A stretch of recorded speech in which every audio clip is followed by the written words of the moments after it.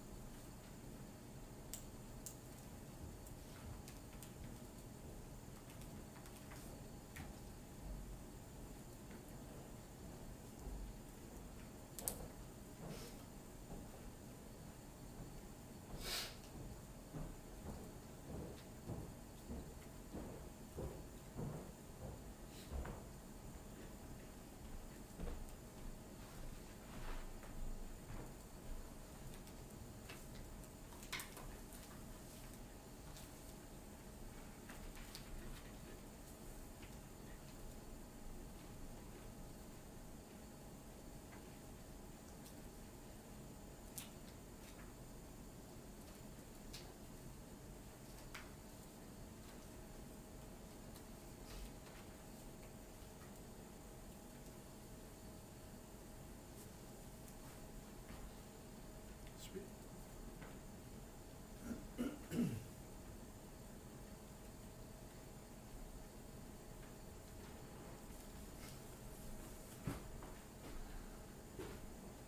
Questions? The new trail costs?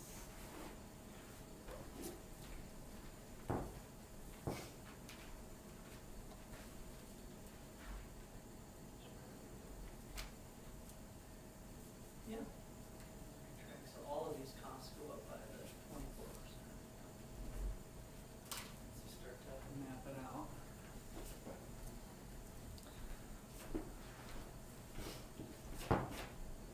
All right, looks like maybe I can.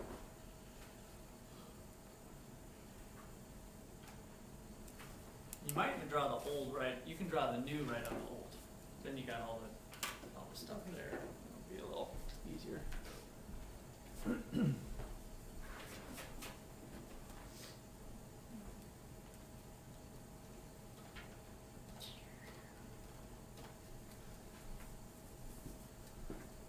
So what are the takeaways from this problem? Looks like all of you, I think, are on the right track as near as I can tell.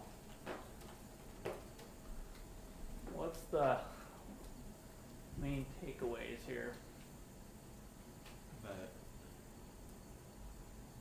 an increase in travel costs will decrease your willingness to pay for the land. Okay, yep. So that's the main thing. We've got the travel costs, this quasi-demand curve shifting in, right? So we've got this endpoint coming in and getting possibly more inelastic. It also reminds us a little bit of where the bid rent comes from. So it's this leftover principle that we're using kind of throughout the whole chapter. So this is our maximum willingness to pay. We'd like to pay less than that, but this is, again, our maximum willingness to pay, and it's the way they're modeling it is that it's the leftover. So if we've squeezed out all economic profit, this is the most I could pay for that land, right? And so it's our maximum willingness to pay. It's kind of the last, the final frontier is paying for the land. And after you figure out all the other costs of doing business, if those costs go up, I just can't pay as much rent for the land. It's kind of the final thing, is that leftover principle. Okay, so you should have had it dropping down to 0. It approximately is 5.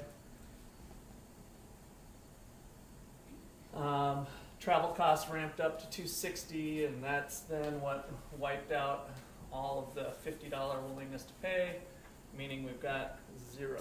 This thing drops to 0. And it's actually technically negative. Right, so what do you think about a negative? Like, let's say travel costs went up by 50%.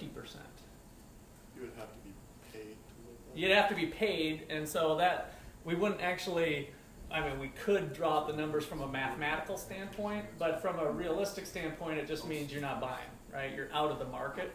So it's kind of kinked. When it comes down, these bid rent curves kind of do this.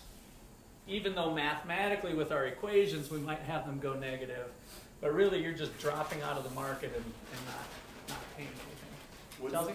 Oh, let me go, Chelsea. And it ends up being steeper, right? Yes. Yeah. Wouldn't some government intervention almost have it dip under zero for a small while and then go back up to, based on like housing subsidies and that kind of thing? Let's think about that. I know that throws a different factor into the mix, but No, it's a good factor to throw in. So some sort of subsidy. yeah, some sort of housing subsidy due to, What do you think happens to the land bid rent if we throw some sort of subsidy? yeah. It would shift out, right? What if it's a fraction of how much you spend? Rather than, it would shift out parallel if it was just a fixed amount, right? Wouldn't it bow? Then it would up? kind of bow, you'd get into tilting if it's a fraction. So if it's based on a percent or something like that, maybe the further you are from the center, then the more you get or something. So, all right. And so yes, that would add, we're going to get to that towards one of the last chapters or one of the later chapters on subsidies and how that affects people's behaviors, because that's one of the rubs with subsidies is that if you've got a business renting from a landowner and the business has this tax incentive to start a new business and help the area out or whatever, and they get some sort of credit, then the landlord can potentially raise the rents by the amount of that credit because we just increased their willingness to pay. So now it's like, oh, well, we would have been willing to take $500 a month, but with this new program that's in place, you can probably pay $700, right? And so some of the benefits that were really intended to go to the business owner get directed to the landowner. And that's one of the issues that you face with putting in these government policies, and then you try to close that loophole, and maybe you can do it a little differently so that the money gets to where it's intended. Okay, anything else there? Yeah, Katie? Can you go over B and C really quick, like draw the thing and explain when it drops to zero? Well, so, I mean, those are just plotting points from this, is all we did. And we don't know the exact, that's what Michael was bringing up. We don't exactly know the functional form of what's going on here. All we have is the table. And so if I go 210 times 1.24 gives me 260 and some change, right? 260.40 or something. And that wipes out this $50 profit, which means I can't afford to pay anything for the rent. So the amount that I can afford to pay for the rent drops to zero at $5. And so your graph should have that as a point right there. So it should just drop. Yep. So just drop, have it so that it shifts in, goes right to 5. Yeah. And actually, at Drops point a little. And it drops a little bit up here too, because we got the 13. Well, even on the first one. Yeah, and on the first one, right? So the intercept drops slightly. At point 4, it's about 248 because you work backwards. Yeah. Oh, at 4 months. Yeah. Because what was number 1, this went up by $2. And, I mean, it's negligible, but there is a slight little drop of the intercept, and then you just kind of connect the dots. Because Make sense? I'm confused that just because like at the beginning, doesn't the willingness to pay go up? Does it stay at 50 or does it go up to 62? Oh, yeah, no, that's the part you're missing. Okay. So our willingness to pay is based on how much money's left over after we pay all other expenses. I've got $510 worth of revenue, which is assumed to be constant regardless of the location, right? So on the consumer side, that's staying constant. There's $250. This would be $460 or $450. $460? 460. $460. Right, from the 510, right. So then we get our $50 of profit, which represents the most I'd be willing to pay. You got that part? I'm just explaining the initial. Okay, no, go over that one more time, I'm sorry. So 510 Mm-hmm. minus 100 minus 150 minus 210 equals my profit. You're saying Yeah. profit 50. before housing Yeah, expense. profit. Yeah, good point. So profit before paying for land, Mm-hmm. which then means that the most I can pay for the land is 50, and then that translates into the amount per hectare of 200. Okay, so Now the next step, then you got it right on the travel cost. You got that part right. Ramps up to 260, so it goes up by $50, right? Mm-hmm. And so profits go down to 0 before land. So your Which willingness means- to pay is 0. Yeah, you got it. And the bid rent per whatever. Bid rent per hectare still is 0 then, yeah, Would be 0. because there's nothing left over. Okay, so that's where it drops. Okay. So, Production site, quick question. yep. Is that regardless, is that always a constant of 0.25 or will that be given to us in a? That was given, yeah, that'd be given to you, yes. So that's the building we're placing on is just a 1/4 acre. And that really is just a marketing thing, because prices are normally expressed in a per acre, per hectare, some sort of per square foot is another common thing. So if you've got a 7,000 square foot lot and it's priced per square foot, you could do it that way. So it's just to kind of give it that common denominator. All right. So let's take a look at this. Talked about building heights and factor substitution, where we left off with last time. We had that isoquant that looked at building costs, and these are the numbers that we had from last time, and we were just saying that you're going to have to spend more money to build a tall building. We might be $50 a square foot for a building. I can't remember what denomination this is in, but in general, 50 a square foot, 100 square foot for a medium-sized building, but that tall building is going to run $250 a square foot. So it's more expensive to go vertical is what we left off with. So what I want to think about is what size is best at various land rents. So if you're shopping locations and you have the ability to have land rent at 40, what is the best place for you to be? What if land rent's running 200? What if land rent's running 1,600? What is the cost minimizing building to build? Thinking that we can have a short building that's fat. So let's say I need 100,000 square feet of space. If land's cheap, build a 2-story building or a 1-story building and spread out over land. If the land's expensive, build vertical, right? That's the concept here. So which one minimizes cost where? So if I have $40 land rent, what size building do I build? Tall, medium, or short?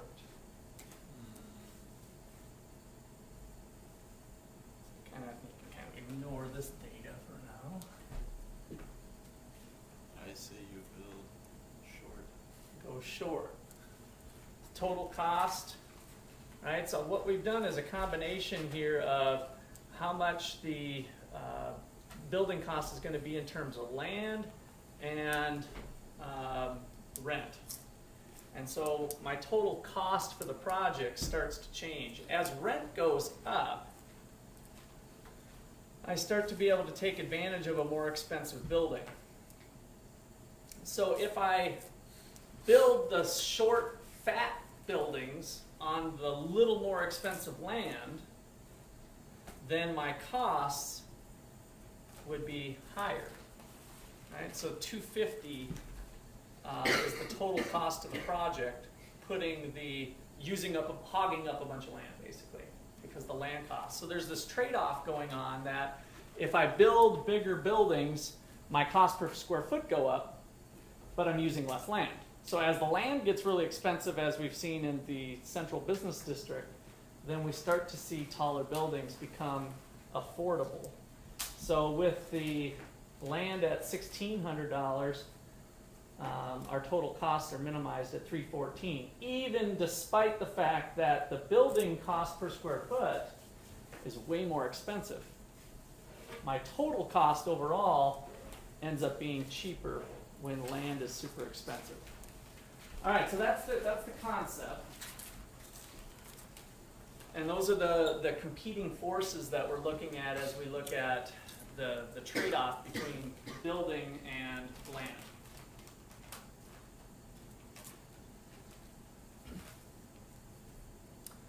So with factor substitution, the ability to substitute a building for land, small building, short and fat, lots of land, or a little bit of land, tall building. That's factor substitution. We didn't have that before, so now we're going to put that into the equation, and we have a 25-story building, and the trade-off is in the production site. We're going to use 4/100ths of an acre as opposed to 1/4 of an acre, right? So we're shrinking up our footprint of the building, and that allows us to have a lot more leftover. Our willingness to pay for the site goes up. All right, I got another slide that will hopefully start to gel the two concepts together. Here's what we just did our exercise on at the top of the class, right? So we had no factor substitution. That had that straight line, and that was our bid rent.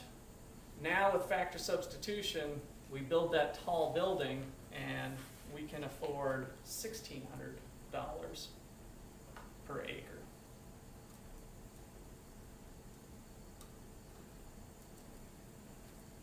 Here's the graph that you just drew with the exercise. Here's what the effective demand curve looks like when we allow factor substitution. So more elastic or less? Less. More elastic or less? I hear less. So we got elasticity going on. Flatter, steeper. Steeper means Less elastic. less. Good. All right, so the more it starts to, remember my old principles thought with the demand curve, the more the demand curve starts to look like an eye, the more inelastic. The flatter it gets, the more elastic. All those funny little plays on words.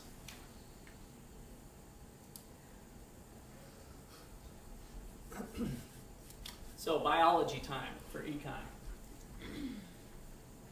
E to A to J. What was our ability to pay more driven by here from E to A? Distance, right? It was all about travel. And so A to J is about factor substitution, our ability to use less land and a bigger building, ability to trade off the footprint of the building and the height of the building.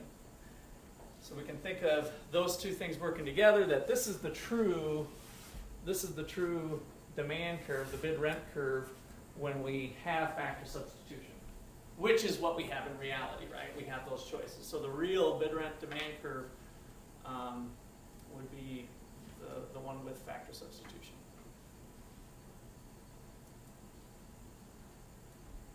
Okay, we're going to shift into housing. So that was office sector, where we got the big, tall buildings. We have some similar concepts going on with the household. So some assumptions to kick us off. Commuting cost is the only location factor.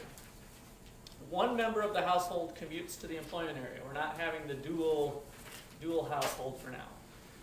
Monetary, not time, cost of commuting. So we just have $1 per mile or something like that.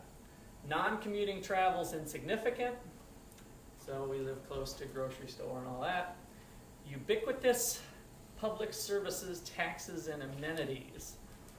What's that ubiquitous term that we use quite a bit in this class? Same across everything. Yeah, kind of even across the whole area. Since we're talking about a city with boundaries, this would mean that these things are not concentrated. So the public goods, public services, all of that is not concentrated in the central business district. They are evenly spread out all So over. that's your idea of setter's purpose. Yeah, for that issue, yeah. Yep. We're going to hold that constant across all uses, which of course may or may not be true in reality. Okay, so what about a model with no consumer substitution? So every household needs a 1,000 square foot place. Gotta have it. Like that's the minimum size that every household needs. So each household has $800 a month to spend. Monthly commuting cost $50 per mile from the employment center. So this is our little household that we're setting up in our laboratory.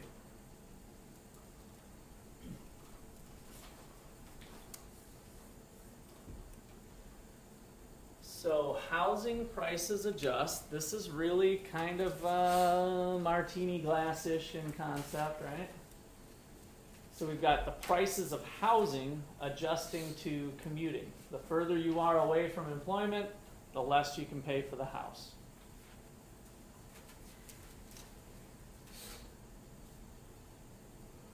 All right, what's the slope here?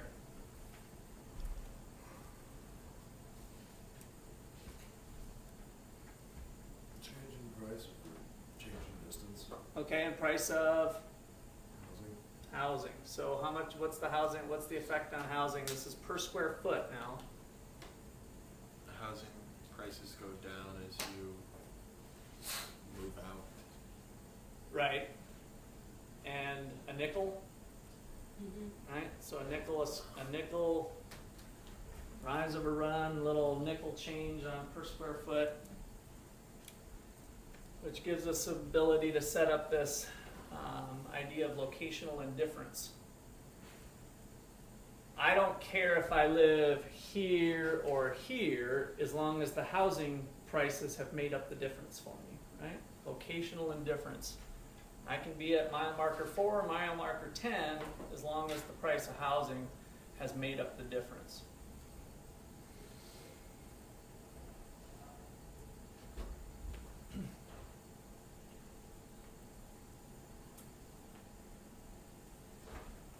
All right. Enter consumer substitution.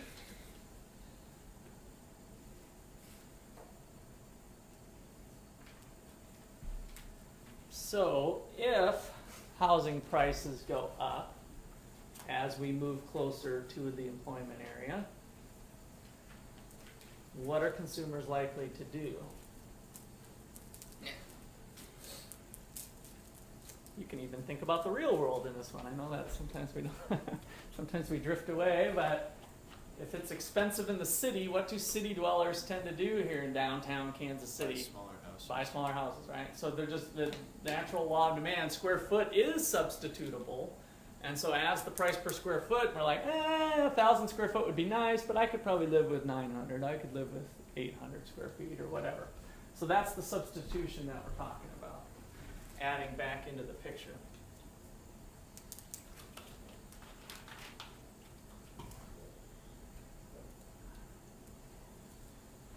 And this is what it does to that price of housing.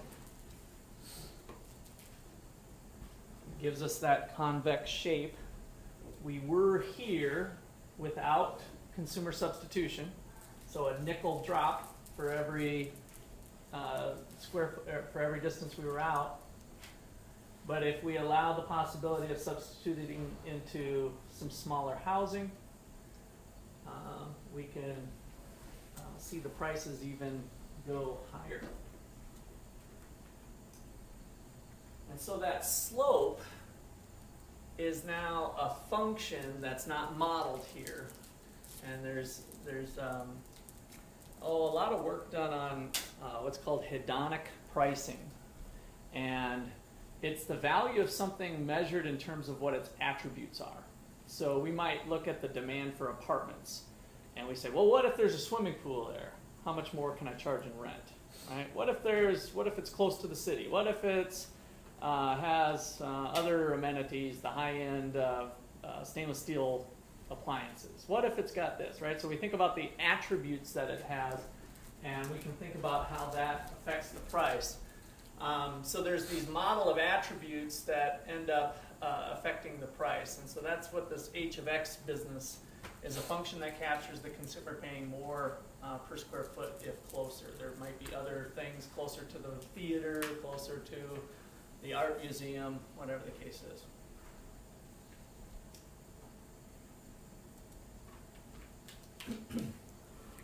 So now back to bid rents. We got to switch from being a consumer to being a land developer. And now we're in the business of building single-family homes. So housing producers bid for land based on profits.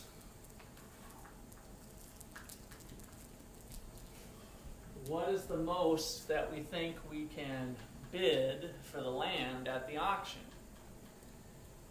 We just calculate our profits for everything else using that leftover principle. This is the most I could go. That is a close factor to what goes on in the real world with my days of real estate development. I mean, we kind of did that equation, looked at the piece of farmland coming up that's 100 acres, located in blah, blah, blah. We kind of think, we do some preliminary sketches of how many housing lots can I get on this 100-acre piece, right? We start calculating that. We know that we've got construction costs, and we start kind of backdooring before we go to the auction how much we think we can bid for it. There was one piece of land that had a little more uncertainty than others. Of course, it seems like they all have. Land speculation is a risky business. It was kind of in a low area that flooded once in a while, and so in order to develop the land, you had to either bring in fill dirt, which in the land development area, dirt always is a problem. You either have too much of it or not enough of it. and it's pretty expensive to get those big heavy machines that you see pushing dirt around, all that earth moving equipment, and then also hauling dirt away is quite a thing. So for this particular property, we had to invest a little bit of money with an architect on designing a pond where we would dig out part of the land. So on this piece of land, we might dig here, create a pond, and dump the extra dirt here, because we had to raise the height like around 4 foot. And so if you're dealing with a big piece, this particular piece was around, I think it was 70 acres. And you got to raise the land for that, and that's where your building sites are. You can have parking lots be below a certain level, but the dwellings, whether it's offices or whether it's apartments, have to be brought up to that above that floodplain level. So there was quite a bit of work in all of this, and I think it ended up being, we plugged into our little cost equation here, $1 million for doing that work. And then we had to backdoor that from what we thought we could sell the land or sell other things from on the revenue side, and factored that into the price. So we took the finished price. If we had a piece of land that was ready to be built on without doing that crap, then we knew that we could get $10,000 an acre, $10,000 to $12,000 an acre for it. But with that, we had to backdoor, and this was going up for auction, by the way. So before the auction, we kind of penciled out, okay, if we have to do that work, we invest a little time, divide by 70, 1 million divided by 70 acres, and figured out kind of what we thought we could bid for the land. And then the auction goes, and I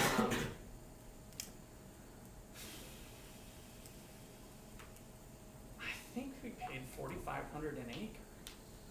which was about the going rate for farmland, and it was a pretty productive little piece, as long as it didn't flood. If it flooded, then you knocked out all your crop. But for the most part, it didn't flood normally, but Ames had been hit with 2 100-year floods within 7 years. In 1993, when I first moved there, and then again in 1997, we had 2 100-year flood events, which means it's a flood that's only expected to happen once every 100 years. And we had 2 within about a 5-year period. So those are the sorts of risks you might face. All right, questions, comments there?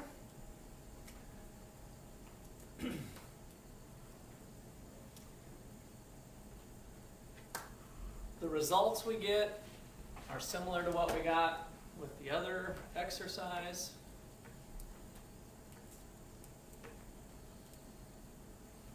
So factor substitution allows us to bid up higher the land if people can be a little closer and live in an 800 square foot place instead of a 1,000 square foot place.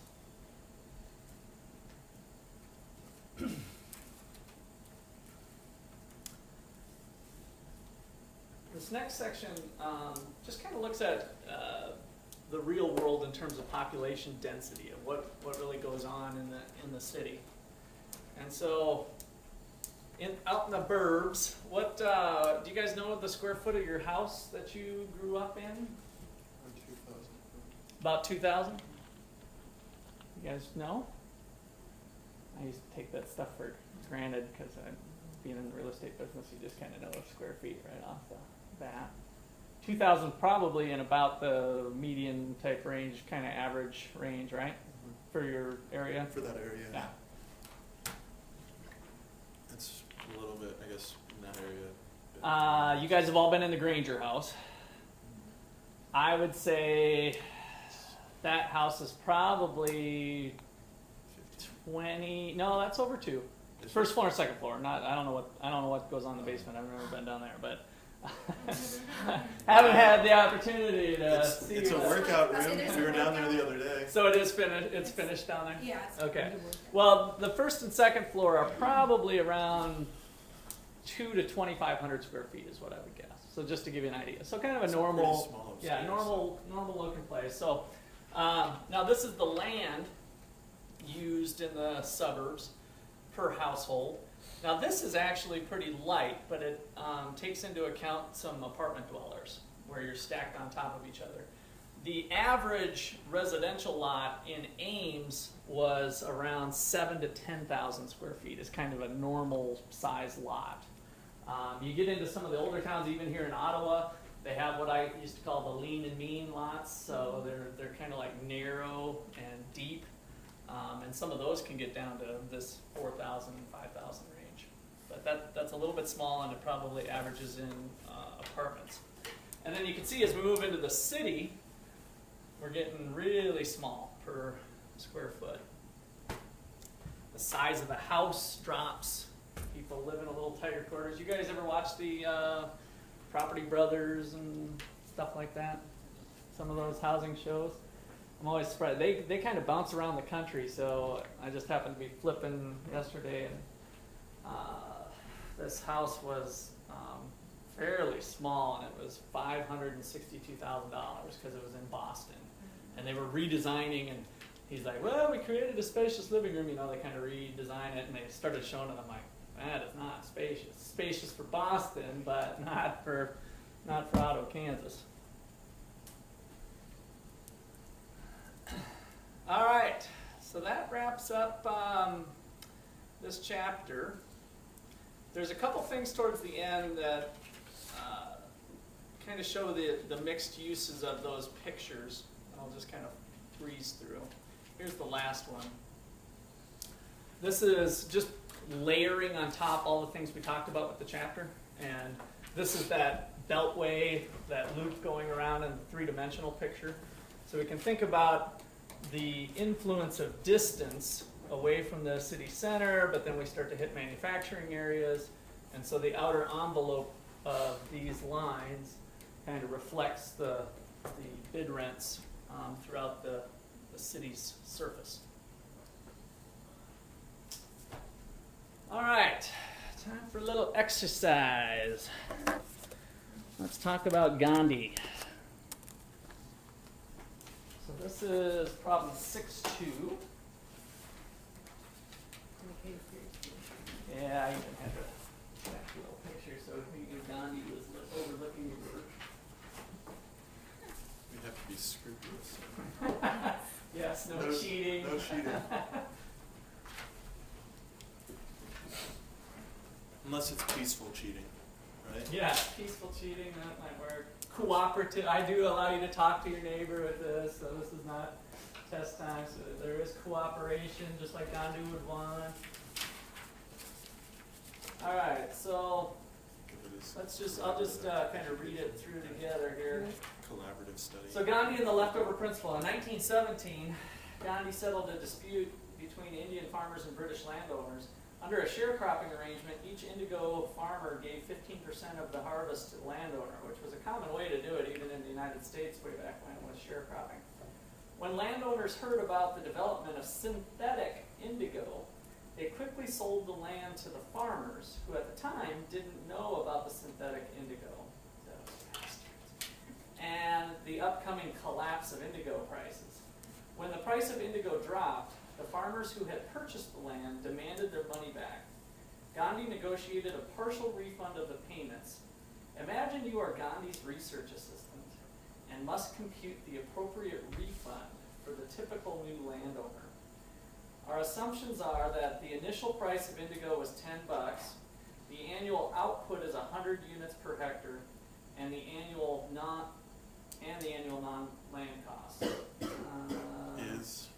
Yeah, let me check on that. To purchase land, farmers borrow. I don't think that's even needed in there, but so it might just need to be deleted. But to purchase land, farmers borrow money at 10%. The alternative crop is rice, which has a price of $8, annual output of 100 units, and a non-land cost, including opportunity cost to the farmer, equal to the non-land cost of indigo. So let me check on that non-land cost, but you guys can start on part A.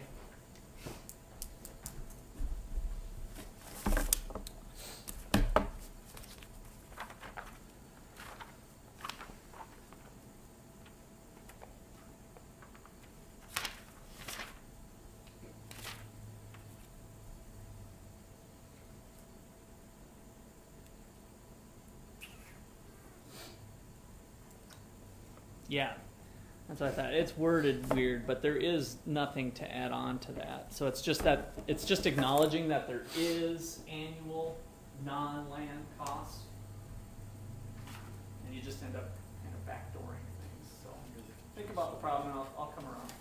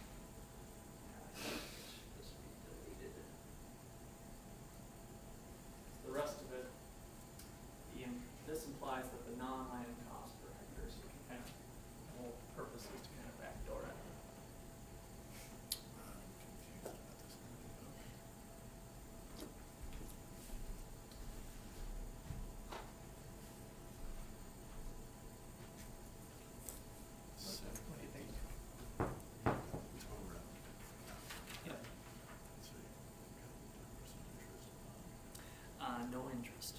So that'll come in handy later, okay. but right now it's just straight cash, so we're not bringing in a timing So they're, I guess, 850 Yep. is in play for Yep.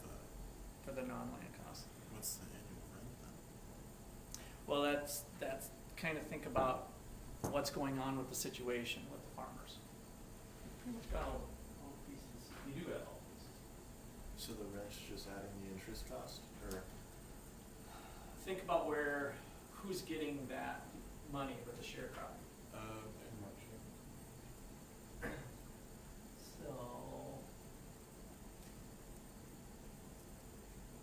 So the effective annual rent is what we want to calculate, is how much is really renting. Now remember, the poor people own the land, or they were there, and they're able, with the sharecropping arrangement.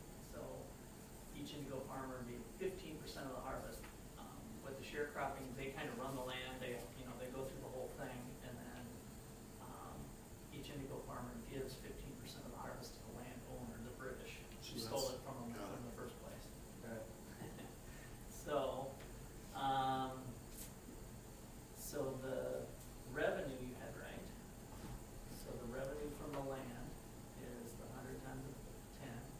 So you got the 1,000. How much is the share that the indigo farmer owes back?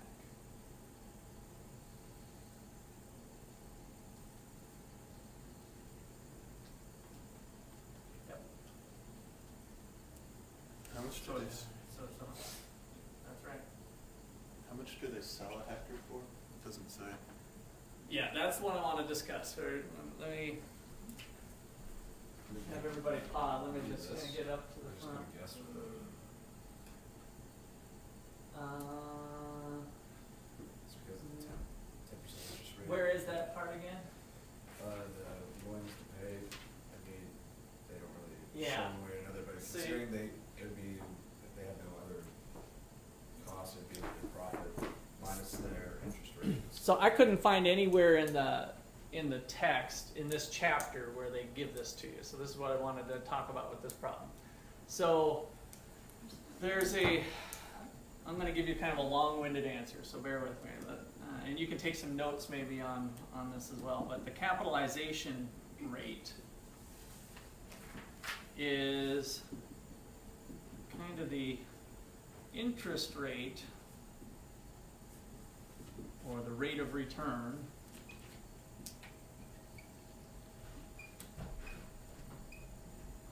earned on the real estate. It could be rental property, it could be land, so I'm just going to say real estate in general. And actually the cap rate's even generic, but here we're talking about real estate. All right. So if we think about the interest rate, the rate of return that I earned on a piece of property, if I bought something for cash and it cost me $100,000, I paid $100,000, what sort of return on my money would I need to effectively earn a 10% interest rate? 110,000. So what would I need to earn? 10,000. 10,000, right? So if I earned, my rate of return ended up being $10,000 from this property, then my interest rate is 10%. That's what we call the capitalization rate. I plunked down $100,000 to buy the property. It kicks out $10,000 for me this year, right? In 1 year, then I effectively earned a 10% interest rate. So with this case, we've got the ability to earn some money off of the land. It's $50. So if you're earning 150, Well, yeah. right? You guys got the 150? It looked like most of you had it. So we had $1,000 under the original sharecropping arrangement. The effective annual rent on the land is 150. So we had $1,000. 10 times 100 is $1,000 worth of revenue, and the crop sharing arrangement was 15%. So we had $150 per hectare is the rent. So now I'm the landowner and I'm getting paid $150. What what does that mean for the price? If the opportunity cost of funds is 10%. So the price. That's the farmers that are borrowing the land, not the landowners. Landowners are owning it. Right, but they were gonna sell it to the sharecroppers, right? This is our big, oh, let's make peace together, and So we the will price is gonna be be lower, willing though, to, isn't it? even though it's our land, we will sell it back to you, and the fair market price is what? Because you are getting the rent on the land is $150. So the price is 100 or whatever. Nope, 1,500. 1,500. How'd you get that? That's right. It's Oh, that's right. 10% Yeah. of, that's that times 10, I guess, would be the way to do it. So if we get rid of the percentage sign here, we've got 0.1 is equal to 150 is the flow per year Times X. divided by the price of the land, which was if I bought a $100,000 place and it kicked out $10,000 a month. Now if I take price over here, Divided by price, or multiplied by price divided by 2. 1/10, 10 times 150 is 1,500. This is kind of a quick and dirty way to estimate price sometimes. It is dependent upon your opportunity cost of funds is one important variable. If my opportunity cost is 20%, what happens to the value of the land? If the opportunity cost is 20%, what happens to the value of the land? Goes up? No. Goes down by half. Goes down by half. So the denominator grows from 0.1 to 0.2 is one way to think about it. So the overall expression falls. If we plug in 0.2, we've got 2/10, which is 5. 5 times 150 is 750. And so the prices fall. So if you have a high opportunity cost of funds, then that affects your willingness to pay for property as well. All of that usually gets kind of assumed away. So this is a little bit higher level thing, but it is used a lot actually in the real world. The idea of capitalization rates, and it is it's the value of a perpetuity. So I know we got a few mathematical people in here. So if I get 150 for the next 1,000,000 years, dot dot dot dot dot to infinity. If I take this series out, what's it equal to? 1,500 if you discount money at 10%. If you value future funds at 10%, if that's your opportunity cost, and we do that present value calculation, it condenses down to this little formula. So it's the present value of a perpetuity. If you've got a payment stream going out indefinitely, that stays the same. Big assumption, right? I mean, in reality, rents could change over time and all that. That's one of the flaws of using this.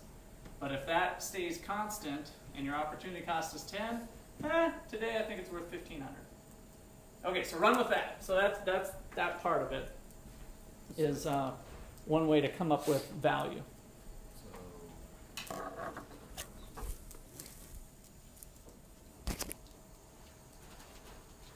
So what's, 1,500, what's that fancy to?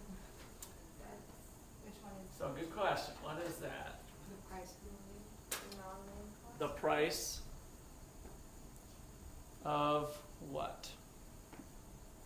Got so many numbers floating around. Let's go back to the question. So this implies that the non-land cost is $850, so we got that one. Before farmers find out about synthetic indigo, while they are assuming that price will be $10, that's the price of the crop, right?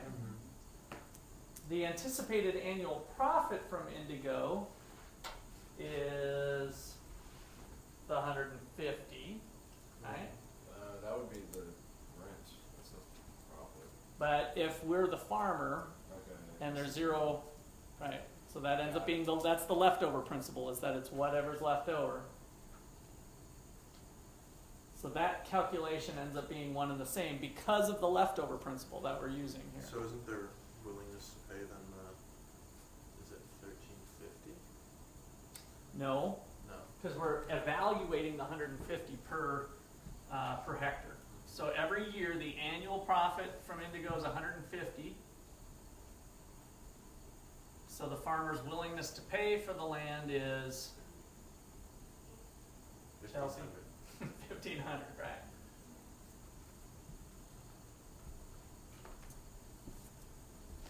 All right, so make sure you show your work on this, so when you review this later. Can you write it out at the bottom, because I'm like, I understand what the answers are, but I'm not understanding where you're getting them. Okay.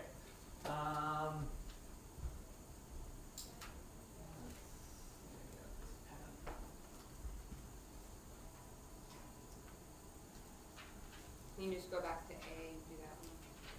All right, now I don't want you to just wait and copy down, so I want you No, to kind I of think it through. Okay, but that's my only reservation to put in it, so that we don't just have that. Because you do have the answers, by the way. You'll have the answers when we do the answer key stuff, so that'll be there. So, so effective annual rent is the 150, which is equal to the $1,000 minus the 850 of non-land,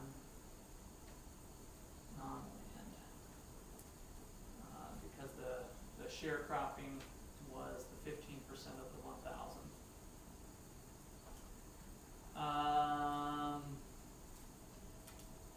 So before they go, the anticipated profit to Indigo. So for B, the profit equals the share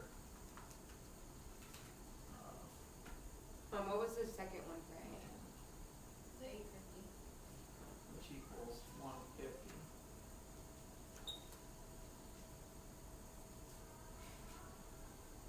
So the anticipated annual profit is 150 per acre. The thing that's difficult is you gotta remember the story that's going on. We've got the Brits who own the land that took it over initially, right? So they are thinking, hey, I'll give you the privilege of using my land if you give me 15% of its value, then it's yours. Then we switch and we say, oh, I better unload this crap and see if I can squeeze any pennies out of these poor farmers. That's pretty much the story, right? Because they had inside information. So now I need to come up with a price to sell it back to them. I'll look like a good guy, and I'll be fair about it. How do I value $150 every year from here to perpetuity? It's equal to 1,500. Chelsea. So like the profit is from the perspective of which party?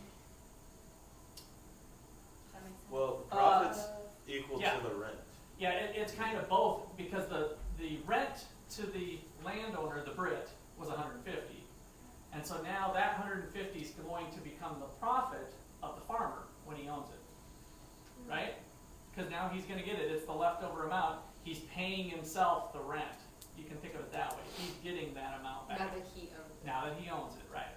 So you kind of got to think about after the sale occurs. Oh, I thought we were before this. Yeah, Now that's what I I'll was- get that. Well, yeah, I don't know if it's perfectly clear, but that's the story being told here on where the profit equals that rental payment. All right, so then the value of $150 per year is equal to the 150 divided by the 10%. I'll just leave it as the 10%, which equals $1,500. And this is the value of a perpetuity. So any financial class or whatever, that's one of the things that, like bonds, sometimes you can have bonds that go into perpetuity, and so that's the calculation for it. In real estate, we tend to call it the capitalization rate. What is the amount the effective rate. And we can kind of backdoor the value of a rental property that way.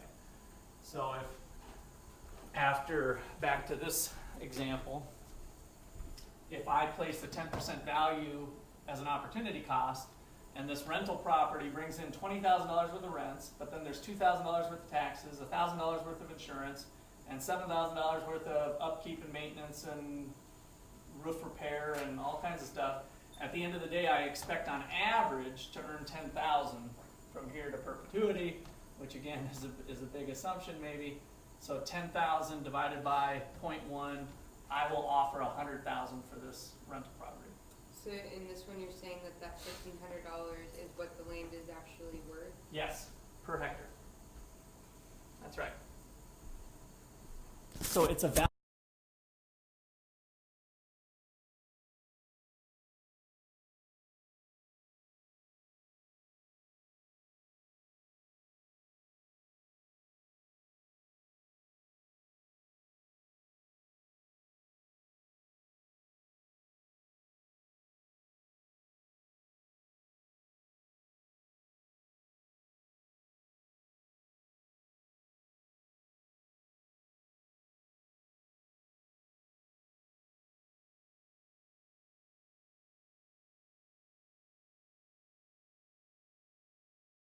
Taking a tank.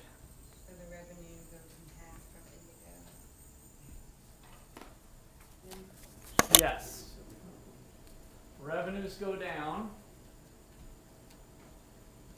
You swap scale. So you take it from the rent perspective, match that profit, and then do that for the, I guess, the willingness to pay for that hectare then. Yes. You'd swap it to price though. I was gonna say, wouldn't you stop producing that yeah. since You prices? got it. Right. So then we throw an opportunity cost back in, and there's another crop at our disposal. So as far as getting back to Gandhi here on the damage done, we can switch to rice. We'd quit, we wouldn't be doing indigo anymore.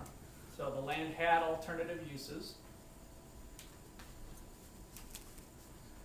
So now at $8, assumption of 100 units of output, we end up getting $800. We get the sharecropping concept going.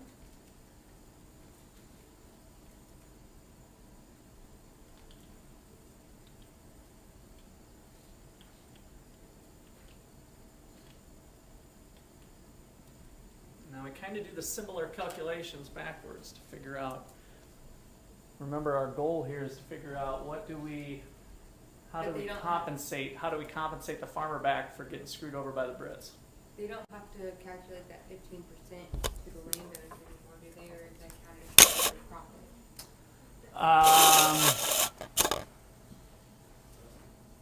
We're back. Remember, we're trying to settle a dispute. So now we think, suppose both parties knew about the drop in indigo prices. What would have been a fair price is kind of the way to think about it. So you do still incorporate that 15%? Chelsea? Okay, with the rise, now they're bringing 800, but there's 15% going to the one fund? Yes. Yep.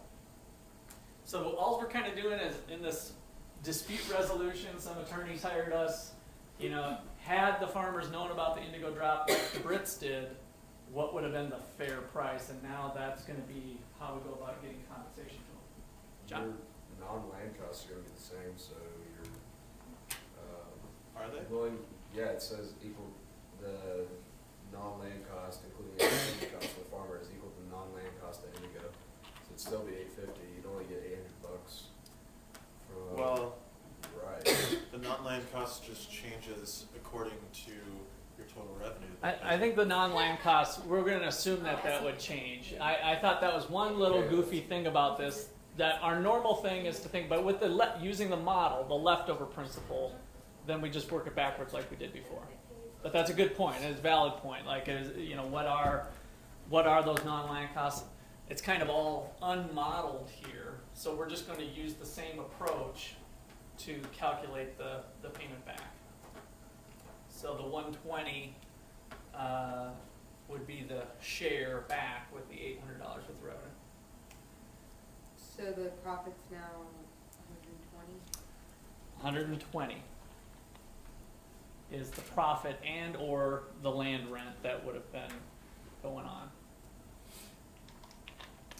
So a farmer's willingness to pay is 12, and the appropriate refund to be paid by the landowner to the, from the old landowners to the new, to the farmers. Okay, 300 per hectare.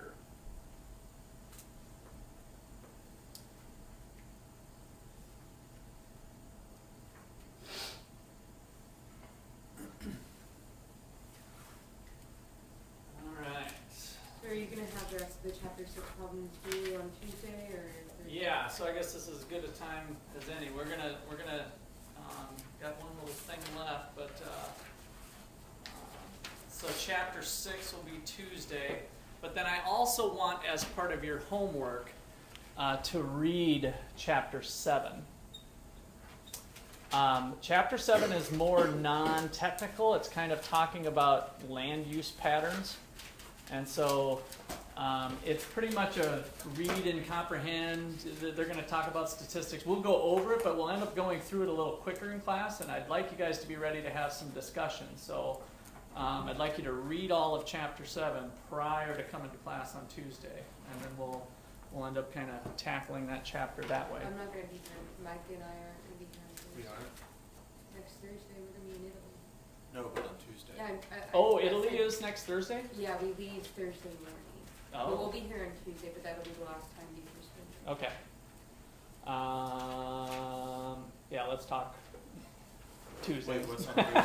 I mean, we'll talk about it, but okay, that's good to know. Yeah, I was just letting him know that we're. Yeah, what's on Thursday though? I don't know. That's why I mean, I do kind of know, but I haven't perfectly set it up. But we'll talk about it so that you guys are set prior to jumping on your plane.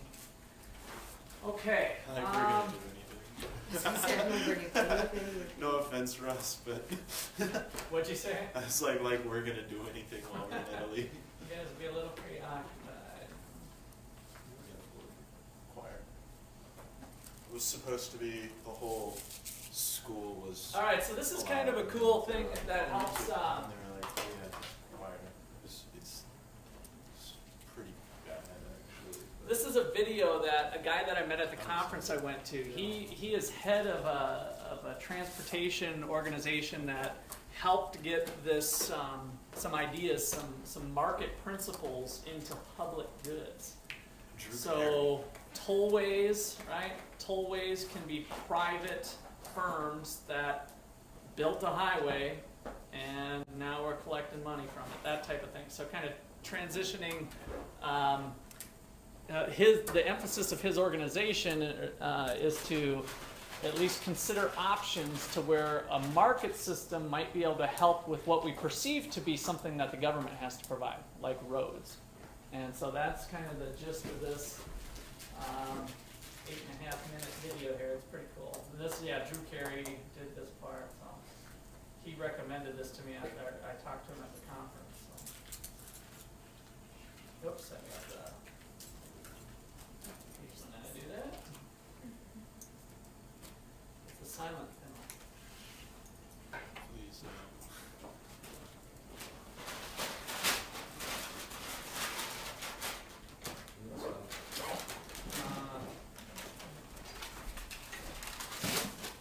I don't know if these browsers need to be reloaded or what. All right, here we go. Now is heavier than normal here from Lexington up for the new hall path earlier for this route 118 is at third and the northbound 405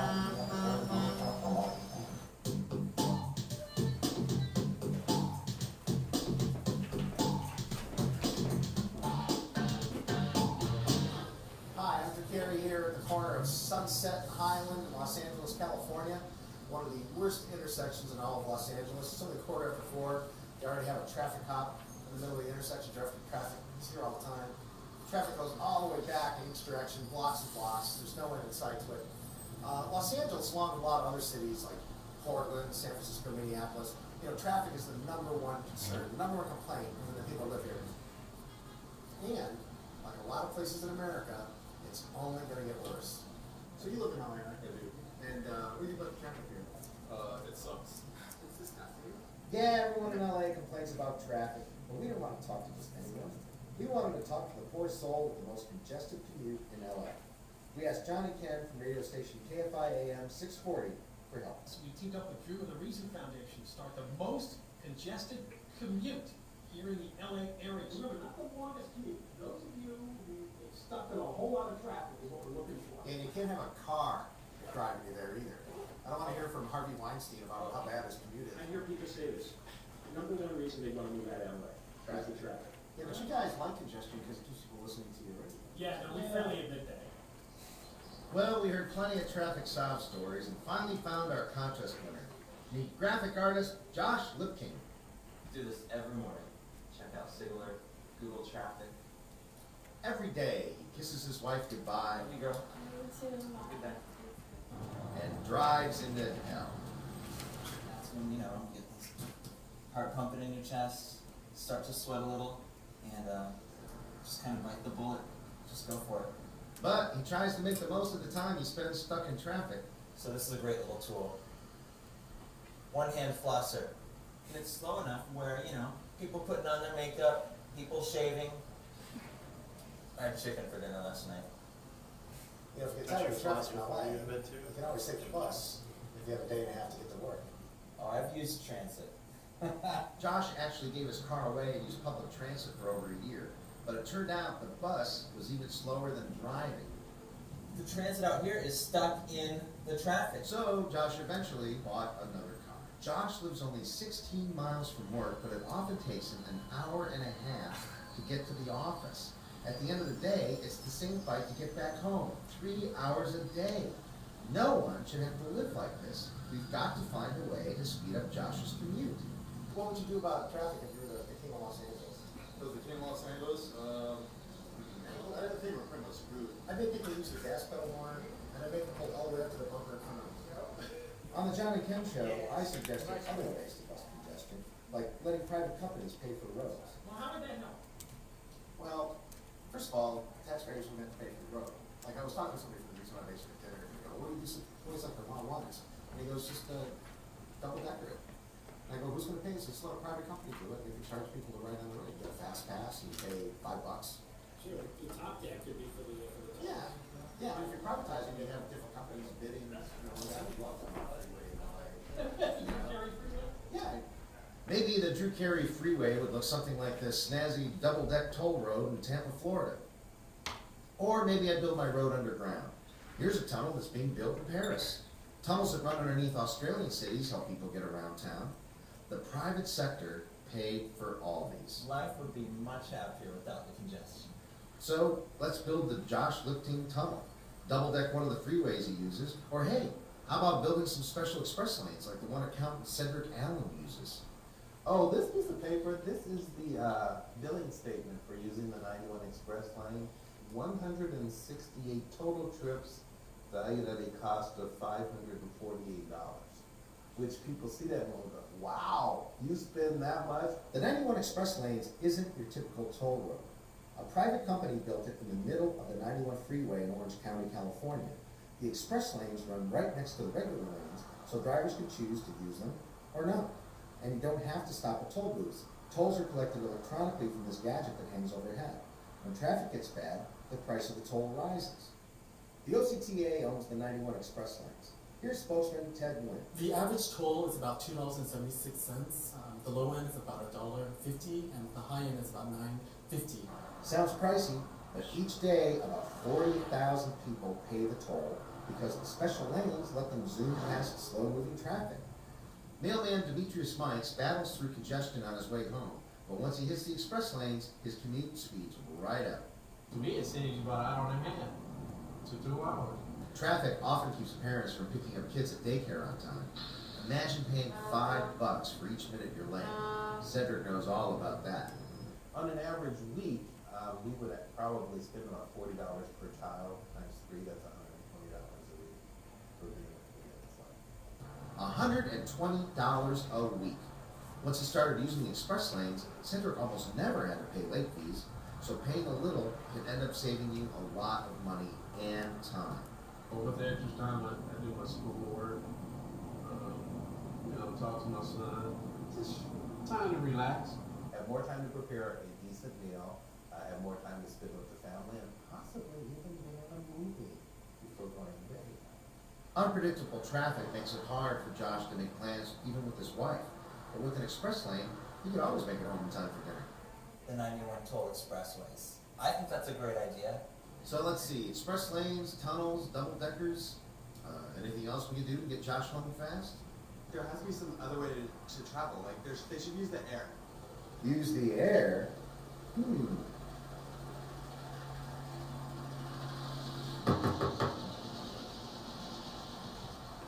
Hey man, I'm Drew. Nice to see you. How are you?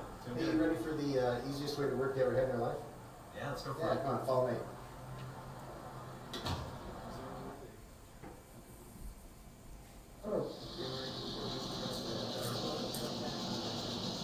The helicopter doesn't crash. The last words to show my funeral if it does. This is the way to go. I gotta get myself set up to do this every day. Your traffic approach. Chad westbound feet slow. Down flipping. Up for 12 in the sky. So, that was a blast, huh? Yeah, exactly. At the end of the day, Josh rode the chopper back home. See ya. So long, 90-minute commute. My commute, only 9 minutes. I have no idea what it even looked like in my neighborhood at 5 p.m. Gonna go inside, have some dinner with my wife. This is the greatest thing. Thanks a lot. Such a happy ending. Or is it? We can't keep flying Josh to work, so it's back to the gridlock grind for him first thing tomorrow. Now we could build some express lanes, tunnels, and double deckers. Taxpayers wouldn't even have to pay for it. Then Josh, bus riders, and other commuters could escape congestion every day. And hey, if we could beat gridlock in LA, we could beat it anywhere. But if you live in Los Angeles as long as I have, you really shouldn't have much hope. It's okay though, I have a helicopter. For Reason.tv, I'm Drew Carey, and I'm out of here in a helicopter.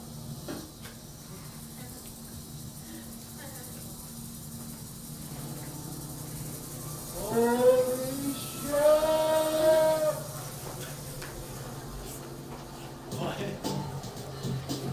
So this guy, he spends his whole time looking for market solutions. I mean, what did you guys think of that? Being able to, so let's just recap while it's fresh in our head. I mean, what's good about this? Solves the major problem of congestion. Who pays for the road? Well, Instead of taxpayers, so no complaining about, oh, we have to raise taxes and a big thing. But I'm Instantly curious to paid see for. like, how much the government is like, oh, we'd love to help you build this. I mean, I'm just curious to see if they get any tax breaks or anything like that in the process of building. I mean, the argument of the free market people would be, say, why give them tax breaks? Just let them charge more money. And then, is there any outcry of people that say, I can't afford $500 a month? Is there an outcry of those people? No. well, they have the public option. At the margin, yeah, they have the option. We just added something on. And do they benefit at all by it? Yeah, there's less people. There's less people, right? We took people off of the road that was congested in the first place. I can't see any holes in this, right? So that's what his organization does. He did this back in the 90s. He was responsible for kind of some of these efforts of doing this in LA. So that one expressway that you saw on the video. And then he's continued to do this at shipping ports. When we were at the conference, he was looking at airports.